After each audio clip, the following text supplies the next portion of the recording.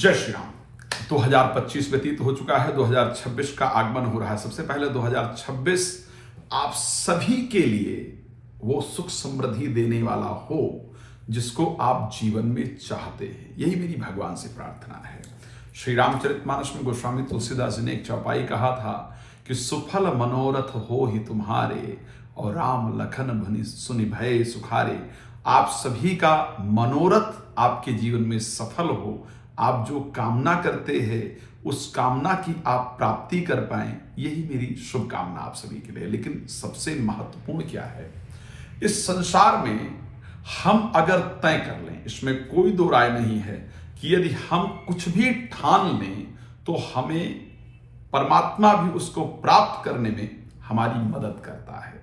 लेकिन सबसे महत्वपूर्ण है कि उसके लिए हम संकल्पबद्ध हों। शास्त्र कहता है कि हम अपने भाग्य को, अपने ग्रहों को स्वयं परिवर्तित कर सकते हैं। सिर्फ आवश्यक है कि हम उस पर चलने का प्रयास करें। किसी ने एक शब्द कहा था कि तुझे बेहतर बनाने की कोशिश में ऐ जिंदगी हम तुझे ही वक्त नहीं दे पा रहे हैं, माफ करना हम तुझे नहीं जी पा रहे हैं। आइए 2026 हम एक जब नई कॉपी लेते हैं ना, तो हम कोशिश करते हैं कि उस कॉपी के अंदर हमारी राइटिंग सुंदर बने, हमारा जीवन, हमारी राइटिंग सुंदर बने, हमारी कॉपी सुंदर दिखे।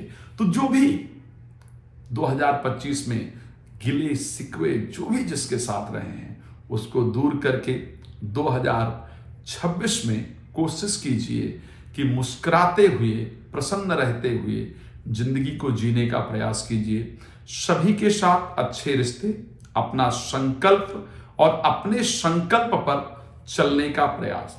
अर्जुन से, जब आप सभी को दृश्य याद होगा, जब द्रौपदी का स्वयंवर हो रहा था और सभी से प्रश्न किया गया कि आपको क्या दिख रहा है, सबने मछली को आंख में, आप सब लोग जानते हैं कि मछली की आंख में बाण मारना था। किसी ने कहा मछली दिख रही है, किसी ने कहा पूंछ दिख रहा है, किसी ने कहा कुछ दिख रहा है। जब अर्जुन से पूछा गया तो अर्जुन ने कहा कि मुझे तो आंख के अलावा कुछ दिख ही नहीं रहा है। तो इस जीवन में कुछ भी असंभव नहीं है, लेकिन हमको अपना टारगेट क्लियर होना चाहिए।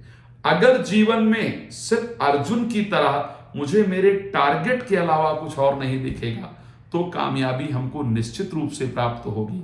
लेकिन अगर हम डिस्ट्रैक्ट रहें, कई बार हम दुनिया को सुनने के चक्कर में खुद को सुनना भूल जाते हैं, तो अपने आप को सुनिए, जीवन में आगे बढ़ने का प्रयास कीजिए।